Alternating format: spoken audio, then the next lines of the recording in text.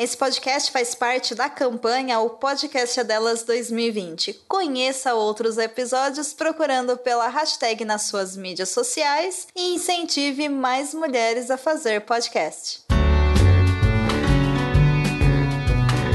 Feito por Elas, o podcast que discute o protagonismo das mulheres no audiovisual. Oi, gente, eu sou Isabel Wittmann. Eu sou Kel Gomes. Eu sou Camila Vieira. Eu sou Stefânia Amaral. E o programa de hoje é um oferecimento do Telecine. O serviço de streaming Telecine é uma opção para você ver filmes diretamente pela internet. Você tem 30 dias para testar de graça, o que é ótimo para explorar bastante o catálogo que está disponível. A assinatura também pode ser feita no próprio site, www.telecine.com.br. Gente, o Telecine tem a campanha Mulheres Fazem Cinema, que é para ressaltar o lugar das mulheres nos diversos gêneros, né? E você acessa a Cinelist e encontra muitos filmes dirigidos e protagonizados por mulheres. No post desse programa, no nosso site, vai ter um link direto para o catálogo dessa campanha. De cinema nacional, por exemplo, tem lá Bacurau, que é do Kleber Mendonça e Juliano Dornelles, com as maravilhosas Bárbara Collen, Sônia Braga e Karine Telles. Mas não só isso. Tem também o documentário de making of dele, que se chama Bacurau no Mapa, que é ótimo para ver como cada cena foi composta e trabalhada na equipe do filme. Gente, é maravilhoso. Ele mostra como que as cenas foram filmadas, tem detalhes de sonoplastia, tem aqueles equipamentos todos, né? Inclusive mostra sobre a parte das cabeças, tem o Kleber chorando, tem festinha de despedida para os atores gringos. Gente, é muito divertido e impressionante. Os dois estão na Cinelist, Mulheres Fazem Cinema, no www.telecine.com.br.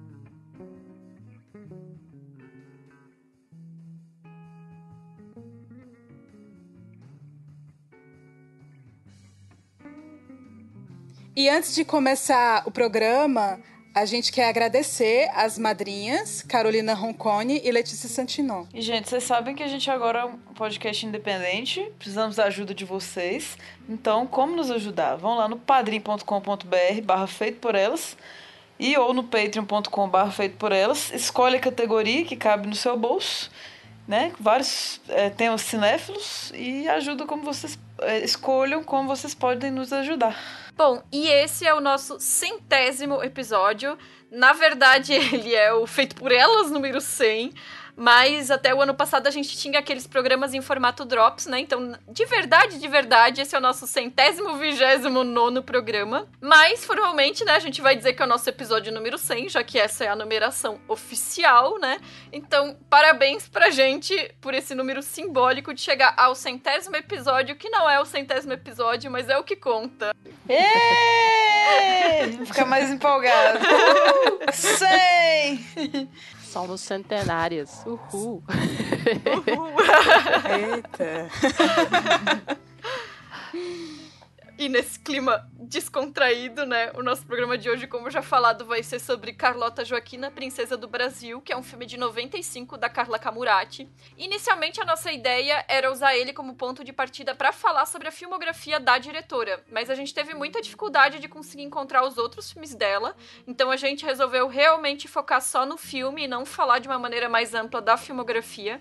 Esse foi o primeiro filme a ser lançado na retomada do cinema brasileiro. Ele é estrelado pela Marieta Severo, que interpreta a protagonista, a Carlota, que era uma princesa espanhola que foi casada aos 10 anos de idade com Dom João VI, que já tinha 18 anos, e era o príncipe de Portugal. Quando o pai dele morreu e depois o irmão mais velho, ele se tornou o príncipe regente, e aí, com a chegada das guerras napoleônicas, a família real e a corte portuguesa se mudaram para o Rio de Janeiro em 1807. Com a morte da rainha Maria, o João se tornou rei e a Carlota rainha, exilados de Portugal em 1818. E o filme ele cobre esse período até o regresso da corte para Portugal de novo, né? E, para começar, eu acho que é interessante a gente falar um pouco justamente sobre esse contexto do cinema brasileiro nessa época, né? E, Camila, tu que é especialista, já explicou aqui no nosso programa outras vezes, né? Poderia explicar para quem está nos ouvindo um pouco desse contexto da produção da época, levando em conta a Lei Sarney, o fim da produção cinematográfica e depois esse processo de retomada? Então, 95, que é o ano da estreia do Carlota Joaquina aqui no Brasil, é o primeiro ano do governo FHC. Mas antes disso, que é quando o filme foi produzido, E bem antes, né, 5 anos antes, em 1990, era o início do governo Collor. E o Collor, ele tomou medidas para acabar com o apoio do Estado em relação ao cinema brasileiro, né? Acabar com o apoio estatal, porque ele acreditava que o cinema brasileiro tinha que se ancorar no mercado, que tinha que se sustentar por conta própria, da mesma discussão como está acontecendo hoje. É uma discussão bem parecida. Então, o que ele fez? Ele houve a extinção do Ministério da Cultura, que foi transformado em secretaria também. Teve a extinção da Embrafilme, que era uma estatal que financiava e distribuía o cinema brasileiro. E também o Conselho Nacional de Cinema, o CONCINE, que era um órgão normativo e fiscalizador, como hoje é a Ancine. Nesse mesmo período, a única lei de incentivo à cultura que existia era a Lei Sarney, mas o Collor também fez questão de acabar com a Lei Sarney e ela acabou sendo reformulada por muita pressão da classe artística. E a reformulação da Lei Sarney deu na Lei Rouanet, dentro do próprio governo Collor. Que até hoje a Lei Rouanet ela existe, né, como lei de renúncia fiscal. Super polêmica, inclusive porque muita gente não entende como funciona, né? Sim, exatamente. Aí já está acontecendo uma nova rediscussão da Lei Rouanet, então assim, tá em momento de suspensão também sobre o que vai acontecer agora, né, no presente para o futuro em relação a essa lei. E aí, em 92, que é quando o Itamar Franco vai assumir a presidência após o impeachment do Collor, o que acontece?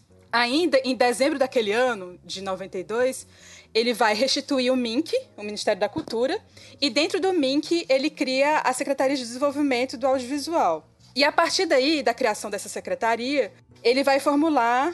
Isso, Itamar Franco já, né? Ele vai reformular 2 ações principais, que é o Prêmio do Resgate do Cinema Nacional, e é importante a gente falar desse prêmio porque o Carlota Joaquina foi parcialmente financiado por esse prêmio, e também a Lei do Audiovisual, que só vai ser sancionada no ano seguinte, em 93, e essa lei só vai funcionar plenamente no governo do FHC a partir de 95, que em 95 é considerado o ano da retomada do cinema brasileiro. Né? A partir desse ano que a gente vai ver vários outros filmes sendo produzidos, a partir dessas 2, tanto do prêmio quanto da lei do audiovisual. E aí é o seguinte, o Carlota Joaquina, ele acaba sendo considerado um desses primeiros longas do período da retomada do cinema brasileiro. E eu acho muito interessante e muito curioso a gente estar podendo falar sobre esse filme exatamente 25 anos depois. Porque atualmente a gente está vivendo num contexto de esvaziamento das políticas públicas para a cultura no âmbito federal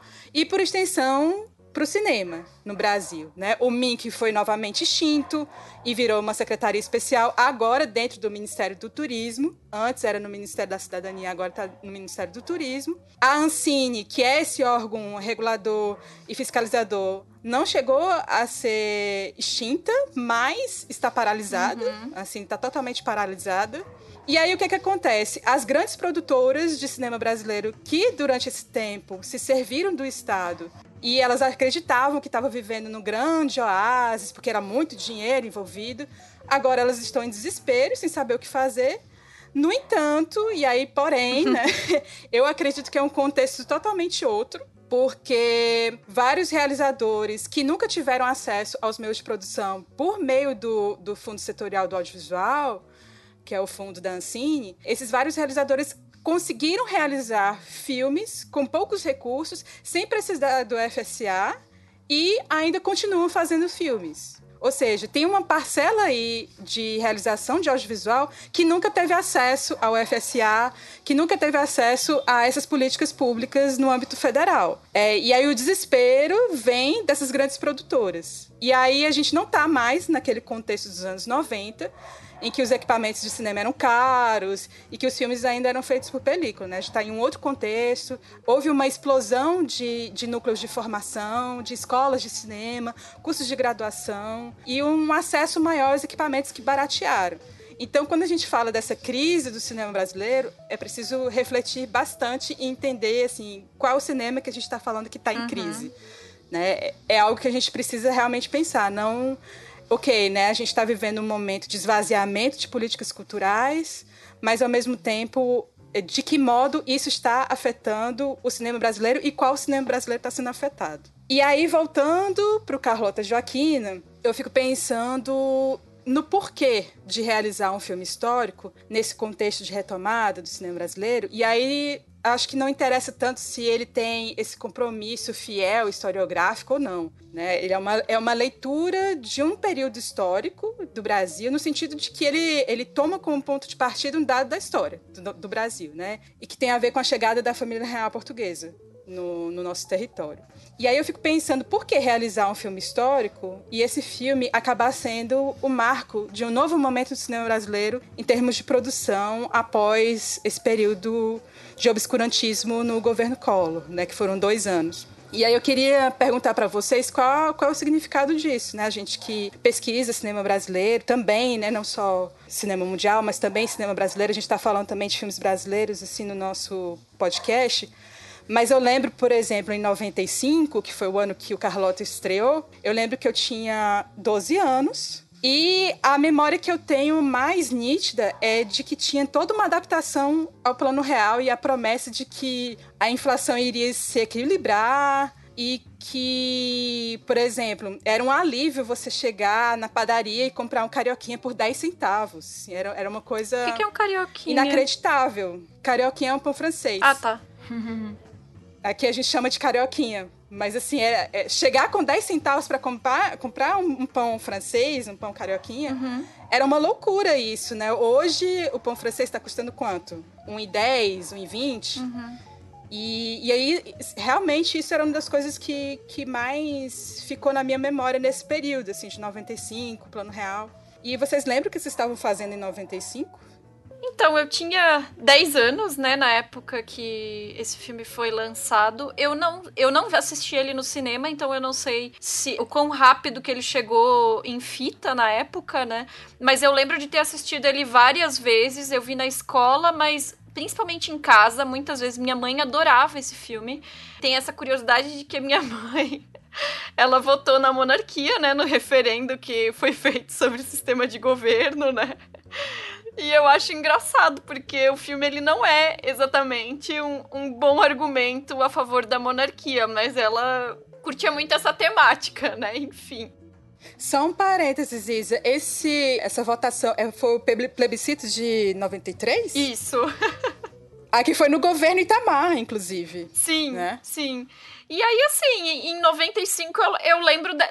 quer dizer, as minhas primeiras memórias do cenário político do Brasil, eu lembro que quando eu tava na primeira série, em 92, eu tinha 6 para 7 anos, né? Um pouco antes do filme, então, né? As primeiras coisas que eu aprendi a ler foi o Fora Collor pichado nos muros. Então, o meu contexto de infância tá muito nesse momento, né? O Fora Collor, a mudança pro Itamar, as mudanças de moeda, né? A chegada do real, enfim... E aí tu tinhas perguntado, né, Camila, sobre essa questão de um filme de época nesse momento de retomada do cinema brasileiro, né? E eu fiquei pensando, eu dei uma procurada em textos da época pra ver o que as pessoas estavam dizendo na época mesmo. E eu achei interessante a crítica da Folha, que é assinada pelo Marcelo Coelho, e ele escreveu assim: Carlota Joaquina parece ao mesmo tempo curtir nosso estado periférico e, ao contrário de outras comédias, expressar um ódio vingativo pela situação brasileira. Sinal, talvez, de uma ambiguidade na atual conjuntura econômica, em que a aceitação das ordens do FMI surge como um triunfo nacional. E aí, posterior à época do Carlota Joaquina, quem pegou o período do FHC deve lembrar muito essas discussões em torno do FMI, né? Todas as concessões que o Brasil fazia em relação ao FMI, né? Ou seja, a gente saiu de uma colonização para outra, né? A colonização que está retratada no filme para um outro tipo de colonização internacional, financeira, né? Com esse sentimento de ódio que a crítica menciona ali, né? E o filme, ele usa essa farsa para ridicularizar o colonizador, que podia ser transposto pro período contemporâneo, né? Então é meio que algo que não resolve o problema, o que tá sendo colocado ali no filme, né? E talvez o filme ali ajudasse a lidar com ele, porque colocava essa perspectiva histórica, né? Fazendo esse paralelo e criava essa possibilidade de destruir essa imagem de realeza como algo sofisticado, moral, esteticamente superior, né? Essa imagem de Europa, né? Então eu acho que nesse sentido o fato de a Carla Camurati ter colocado um narrador escocês para contar a história em língua inglesa é bem curioso, assim, é algo que me chama muita atenção, porque parece que acrescenta mais uma camada de olhar colonizador, que tem essa coisa do gringo contemporâneo contando a nossa história pra uma menina, né, como se ela fosse bizarra, e eu não quero dizer que ela não seja, mas assim, é o olhar do estrangeiro avaliando a nossa história, né, e ao mesmo tempo ele brincando com a imagem de um Brasil que ele retrata como exótico, então ele brinca falando das borboletas gigantes que sugam cérebros e não sei o que lá, e ele fala de, além de todo o ridículo da corte, mas também das relações que sempre foram um mote nas pessoas que fizeram análises sociais da história brasileira, que são essa coisa das relações interraciais, né? Então, acho que nem sempre essa imagem que ele fala fica clara como um sarcasmo dentro dessa crítica farsesca. Principalmente quando tem o retrato das pessoas indígenas e das pessoas negras, porque parece que o filme tá tentando zoar com os estereótipos da visão que os europeus têm, mas ao mesmo tempo usando essas mesmas imagens, o filme ele também acaba reforçando, né? Então, assim, é um filme que ele se equilibra em várias situações, né? Como diz a crítica ali original da Folha, pelo ódio, mas é um ódio que ele tá tentando transpor isso pro contemporâneo e comentar a situação atual na zoeira, vamos dizer assim, né? Eu em 95, eu tinha 9 anos e a preocupação minha era saber história e contexto político basicamente para passar na escola, né? Era isso, assim. Então, eu me lembro que, inclusive, eu vi Carlota Joaquina pela primeira vez, foi num contexto escolar, assim.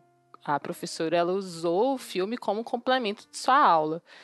E eu lembro também que eu gostei bastante porque misturava esses personagens e situações que são da nossa história com o entretenimento, com o humor, com essa coisa que a Isabel tá muito bem colocando, do ridículo. Então, para mim foi muito interessante isso, né? Além de ter essa menina também na minha idade, aprendendo, né, escutando essa história, a Ludmila Dyer, que eu acho maravilhosa desde pequena.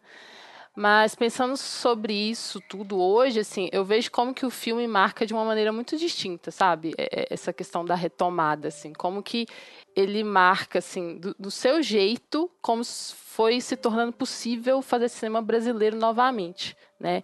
Importante destacar, por exemplo, que a própria distribuição do filme foi feita de uma maneira muito especial, assim, porque foi a própria equipe da Carla Camurati quem cuidou dessa parte. Então, não tinha, né, uma distribuição de uma empresa, era a própria equipe cuidando disso, né?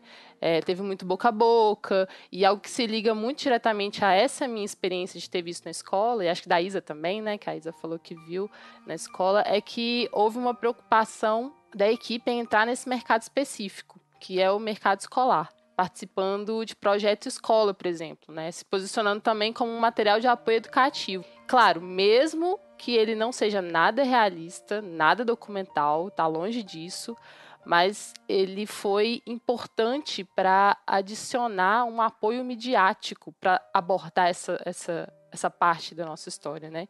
E aí isso foi importante também para o seu sucesso de público, porque ele é um dos que tem mais de 1 milhão de espectadores, assim. E essa questão de como houve essa preocupação com as escolas, né? Eu descobri lendo numa pesquisa acadêmica do Renato Márcio Martins de Campos, um artigo que chama Carlota Joaquina, referencial de mercado para a retomada do cinema brasileiro. É um artigo de 2005, recomendo a leitura porque vai abordar exatamente essa questão do sucesso do filme, assim, tanto como ele foi produzido, como ele foi distribuído, e algo que ele comenta lá é como que é, de certa forma, uma distribuição de guerrilha, sabe? Uma coisa assim, de essa coisa de ir no boca a boca, de tentar outro público, né? Esse público nichado da escola, que é muito interessante, assim.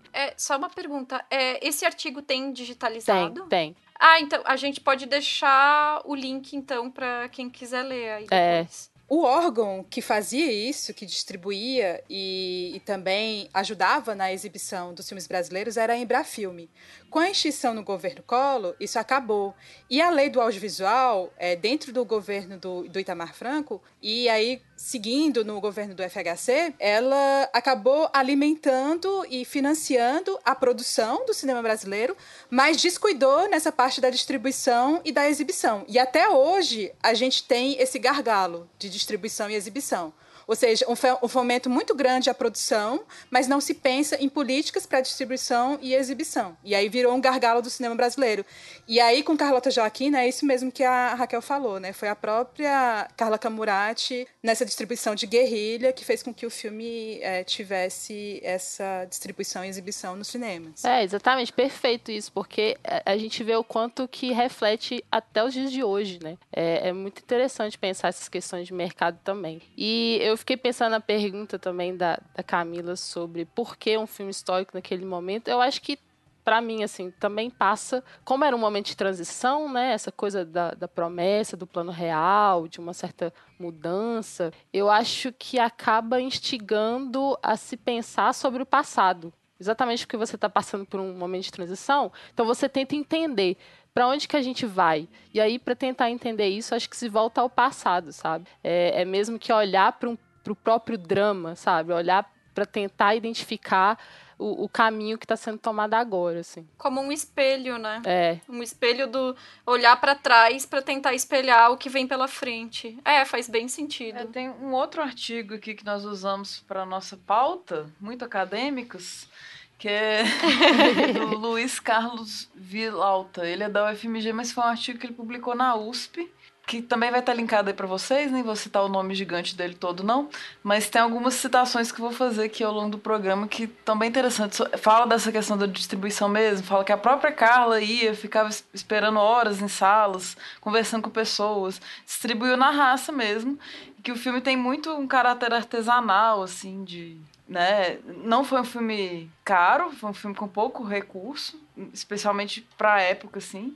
E aí, justamente por ter desde a introdução do filme, pensar que é um escocês contando para uma criança, e aí o filme que a gente tá vendo é o que a criança tá imaginando, né? Então, acho que foi a Carla que falou isso, né? A fantasia de uma menina de 10 anos que não é especialista, que não vai se incomodar se a voltinha do cabelo em 1800 era pra frente ou pro lado, né? E embaralhar essa visão estrangeira do Brasil e a visão infantil também. Então o filme é todo, ele se redime de ter esse compromisso histórico, né? O próprio escocês fala, quanto mais você lê, menos você sabe história. Então tem muito de criação. Ele tem a pesquisa da Carla também, porque ela escreveu o roteiro, pesquisou a história e tudo, mas nunca, né, romances históricos têm esse compromisso com o biográfico e tal. A outra questão aqui do que a gente estava fazendo em 95. Eu lembro mais de 94, assim, tipo, com 7 anos, assim, eu via muita televisão. Então eu peguei também essa coisa de ver o Itamar, o Cacete Planeta ficava zoando o tupete do Itamar Franco, eu lembro disso até hoje. E os bonecos que faziam com a inflação, queimava, né, manifestação. A coisa toda do plano real, porque eu lembro que meu avô comprava revistinha pra mim com cruzeiros. Mas, assim, de ver dinheiro mesmo, pegar na mão, era nota de R$1, gente, existia nota de R$1. E aí o Kinder Ovo custava R$1. Camilo falou do pão, mas eu vou lembrar sempre do Kinder Ovo a R$1. Hoje deve ser uns R$7, né? Então eu lembro dessas coisas todas da época. Claro, na visão da criança também, né? Do Carlota Joaquina mesmo, que é o nosso tema, eu não lembro de ter assistido na época.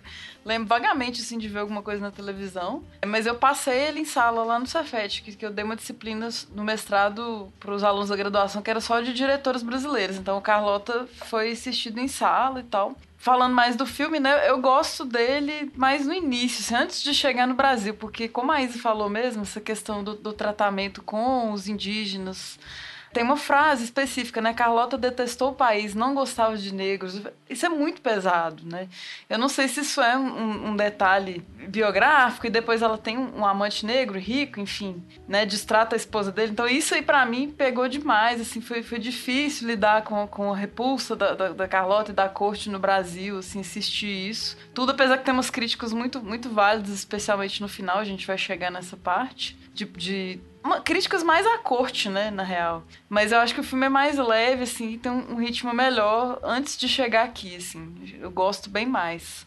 E umas cenas ótimas, né? Na lua de mel, que a Carlota morde a orelha do Dom João, fala que vai matar.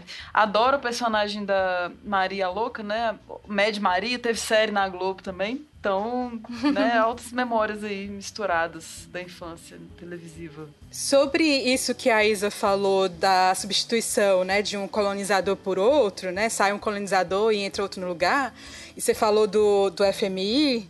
E o FMI é um banco mundial, né? E eu acho curioso como o Carlota Joaquina, em determinado momento do filme, ele fala da criação do Banco do Brasil. Você se lembra dessa cena? Uhum. Que na narrativa explica, né, que foi criado pelo próprio Dom João, né, mas que ele quase quebrou o banco que ele mesmo fundou. E eu achei curioso isso, eu achei muito engraçada essa cena, porque o filme, ele é patrocinado pelo Banco do Brasil. E aí me parece ser um comentário muito irônico sobre essa relação dos gestores com os bancos, sabe? Aí você falou do FMI, eu lembrei imediatamente do Banco do Brasil, o comentário que o filme faz, sabe? Me pareceu muito engraçado ali naquele momento, e eu fico pensando como é um filme que funciona, sabe? Como uma sátira desse absurdo do que é a nossa herança como um país colonizado. E eu concordo com você, Isa, sobre esse reforço do estereótipo da imagem do indígena, da população negra, que é uma coisa que me incomoda também no filme. Mas, por outro lado, eu vejo, sim, que o filme faz esse escárnio, sabe? Sim, da família sim. real. E como narrar essa história que é absurda por si só, se não for por esse viés da farsa. Não, eu nem acho que ele não faça o escárnio, eu só não sei até que ponto essa transposição desce bem, sabe? Mas aí é aquela discussão que é muito delicada e muito difícil sobre como fazer o humor, né? Como conseguir fazer esse humor transpor essas barreiras, né? E a Estê falou que gosta mais da parte do início do filme, e nesse sentido eu também acho que ela funciona melhor, assim, principalmente quando contrapõe, né, a decepção da Carlota quando ela chega em Portugal, né, quando ela vê que lá é muito diferente da alegria que era a corte espanhola, né? Eu adoro quando fala que uma nuvem negra recaiu sobre Portugal e aí mostra as pessoas todas cobertas de sujeira preta mesmo, assim, né? E aí eu fico... Nossa, é muito usar uma piada com os termos, assim. Eu acho que funciona, sabe? Então, eu acho que é isso, né? O filme, ele não se propõe a ser um retrato histórico em momento algum. E apesar disso, e apesar do baixo custo, né? De produção e tudo, ele tem uns detalhes vistosos, né? As roupas vermelhas da Carlota, os sapatos, as locações, né? Eu acho interessante que ele tem uma linguagem que eu acho até bastante televisiva, e isso também acho que explica um pouco o sucesso da época, o tipo de humor que é feito, a interação dos atores, os diálogos, enfim, é bem aquele tipo de humor debochado que a gente tá acostumado nos programas humorísticos brasileiros também desde sempre, né? Mas isso pra mim não é um demérito, eu acho que os atores eles estão sensacionais, especialmente o Marco Nanini como Dom João e a própria Marieta Severo maravilhosa como a Carlota, né? E eu acho que esse tom bem novelesco, exagerado, claro que apesar desses problemas que a gente menciona e tal, eu acho que super funciona, eu acho que é uma linguagem que as pessoas entendem e se relacionam, assim, com o que tá sendo narrado aí. Porque o brasileiro, vou fazer uma generalização que, como cientista social, eu não deveria fazer. Mas eu acho que a gente, como brasileiro, como brasileiras também, né, tem uma tendência a lidar com o deboche pra tratar de nós mesmas, da nossa história e da nossa bagagem, né? Porque às vezes o que sobra é o deboche, né? Zoeira não tem limites, né? Exatamente. Acho que tá na nossa cultura, assim. É o deboche e o melodrama. São duas coisas fortes aqui. E enquanto essa sátira do absurdo, que eu concordo com a Camila, e voltando a essa questão do narrador escocês, da sobrinha que escuta a história, eu acho que isso reforça muito a mistura de subjetividade, sabe? a subjetividade de quem conta e a de quem ouve. Isso acho que é o filme também trazendo essa crítica pra gente, né? Ela ali se transportando, usando da imaginação. Então, o filme já está adicionando ali esse questionamento de valor de verdade da história oficial, sabe? Essa que a gente aprende como oficial, né? Também é uma narrativa. Então, existe essa ambiguidade no filme que eu gosto muito, que tem uma base ali de história, né, e também aconteceu na produção do filme, incluindo o próprio figurino também, apesar dele subverter e transgredir bastante, assim, tem uma base para que aquilo não seja completamente diferente, né, da época, assim, existe um certo limite. E aí ele faz bem essa ambiguidade entre o que é histórico, mais esse caráter subjetivo e político das narrativas, né? Então, nisso eu acho que ele é bem crítico, assim, além da questão toda do exagero, do novelesco, do teatral mesmo, que também acaba demandando uma resposta da gente que é mais emocional, assim, e serve também bem a caricatura, né? Essa coisa do exagerado. Sim, a Isa citou dos atores, né? Não tem como não lembrar, né? Eu adoro a Nenê e o Lineuzinho, né? Quer dizer, Marieta Nanini. Então, eu sou a maior fã de Grande Família, assim mesmo. Acho que é o melhor elenco ever. Melhor série da TV brasileira. Então, toda vez que os dois aparecem, assim, eu acho maravilhoso. Independente do que acontece, assim. Eles são impecáveis como atores pra mim. E a Marieta me lembrou demais a Frida Kahlo, cara. A gente gravou outro dia sobre o filme da Frida. Eu falei, gente, ela daria uma excelente Frida Kahlo, muito parecida e tal. Mas aqui eles já não são igual Nenê e Lineuzinho, que é um casal apaixonado, né? Um casal que visivelmente não tem conexão nenhuma, né? Ela tem muitos amantes e tal. Mal escondia isso, né? Fala que, graças a Deus, tem poucos filhos com o sangue dele. E eles, né, são muito hilários, Adoro assim. que Nossa, a gente é bem assim na cara. Na cara, não. Os amantes, assim, todo mundo sabe e tal. E eles muito hilários, né? Tipo, o Dom João, né? O Lineu, toda hora comendo. E ele não sabe as decisões que ele tá tomando, né? Tudo é passado pra ele e ele só fala assim, não, Banco do Brasil. E todo mundo, maravilhoso. E bate palma. Muito nisso a ironia, gente, que a Camila falou, né? Tipo, o patrocinador, né? Vamos bater palma e tal. E uns detalhes, assim, tem uma hora que a Carlota tá fazendo a mala, que ela... Não, isso aqui você leva, isso aqui você joga fora. Aí tem tipo um vibrador. Gente, é muito hilário, é muito genial a produção desse filme. De novo, né, nesse documento que eu citei, fala que a filmagem foi bem... Não foi tranquila, porque tinha muita falta de recurso e tal. Esse figurino mesmo, grande parte dele foi reciclado e tal. O planejamento, a equipe tinha que esperar. Então, deve ter sido bem tenso mesmo de fazer, com recursos limitados, né? É interessante que tu falou que lembrou da Frida Kahlo, porque eu não quis dizer, mas eu também lembrei. Vermelho ainda, né? Eu acho que é essa coisa, assim, essa estética que evoca com cores muito fortes, né? Uma coisa muito marcante. Então, falando especificamente do figurino da Carlota, né? A Carla Camurati, ela opta por colocar as roupas dela sempre em vermelho, mesmo quando ela é criança. Quando ela tem 10 anos de idade pra casar, ela já usa o vestido vermelho, né? Uhum. Mas pro final do filme, tem um momento em que ela tá doente, e aí ela tá no quarto, tá recolhida, e ela tá com tipo um hobby, que é um verde água, assim, mais clarinho, que o verde é uma cor complementar ao vermelho, é como se ela estivesse na oposição da normalidade dela, né? Só que aí quando ela sabe que o amante dela da época tá chegando, ela rapidão se troca, se veste pra vermelho de novo pra receber ele, né? E aí, esse é um dos 2 únicos momentos em que ela não tá de vermelho o filme inteiro, e o outro momento é quando eles estão voltando pra Portugal, que aí ela tá vestida de roxo, o que eu também acho curioso, porque roxo geralmente é uma cor de luto, assim, né? E voltar pra Portugal, pela forma como ela se comporta no Brasil e pelas coisas que ela fala, deveria ser o ápice da alegria dela, né? Assim, e eu acho muito bom também nessa coisa da composição visual dos personagens, como eles vão colocando os dentes dela com a passagem do tempo cada vez mais estragados, cada vez mais sujos, cariados, né? Enfim, acho que é um cuidado, porque eu sempre fico pensando assim, aqueles filmes de Idade Média que ficam criando uma imagem de Idade Média idealizada em que as pessoas têm cabelos sedosos e dentes perfeitos, como se escovassem os dentes e lavassem os cabelos, sabe? Sim, cara. Então, É muito... assim, por mais que seja uma chacota, mas nesse caso se utiliza de um certo realismo histórico pra fazer essa chacota, assim, né?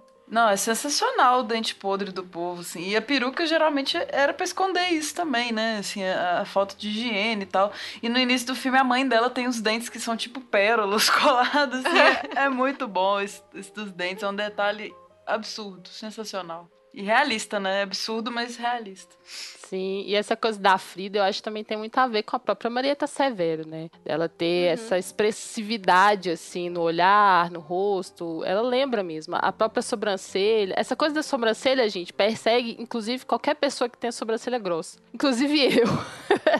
Tipo, sério.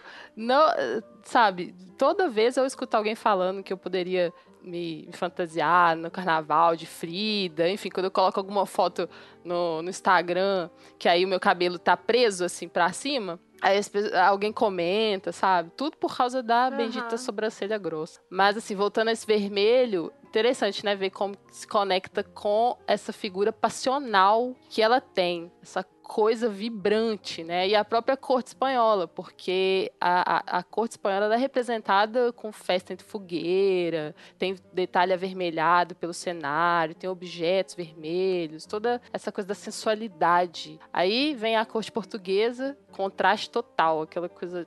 Até o narrador fala, e ela vê aquela corte triste, né? Algo assim, que predomina tons cinzas, tons beges, e nada de vivacidade, né? E também tem ali muito peso da religião, porque todo momento aparece a imagem de Jesus na cruz, essa imagem está sempre acima de todo mundo, acima das coisas. Então ali aquele peso também dessas imagens religiosas. No final das contas, o retrato da corte portuguesa é aquele que é dominado pela culpa católica, né? Exatamente.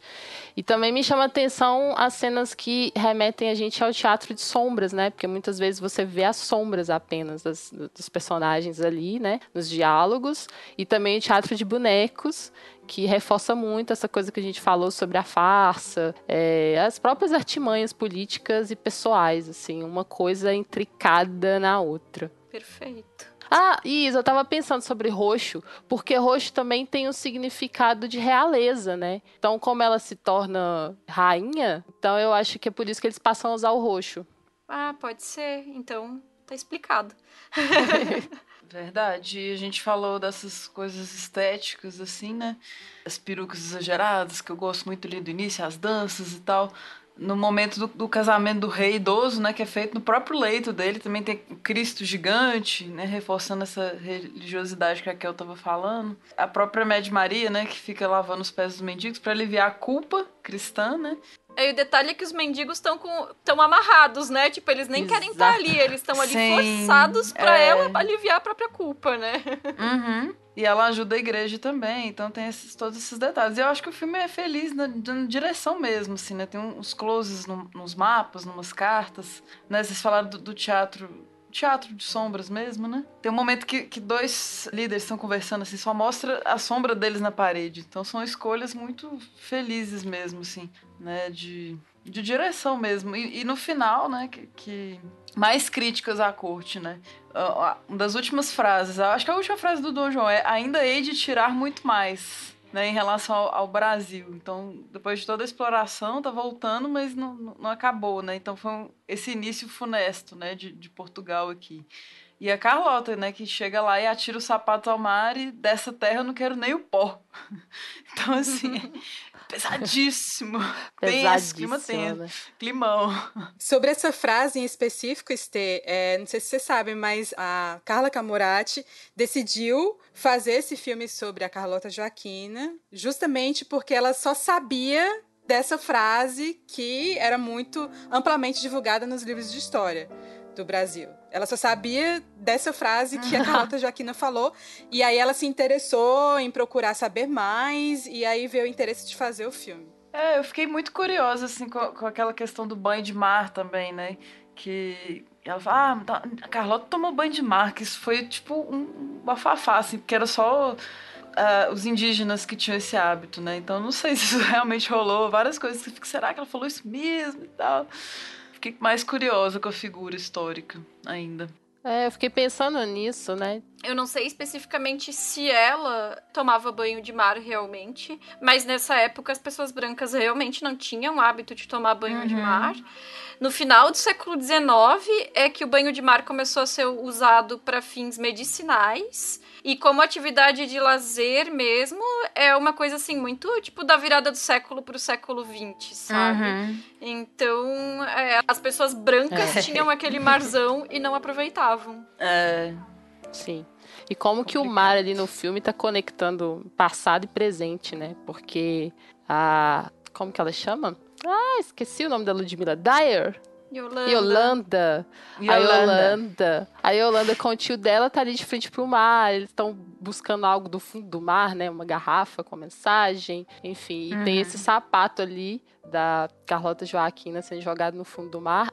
Alerta de poluição, inclusive.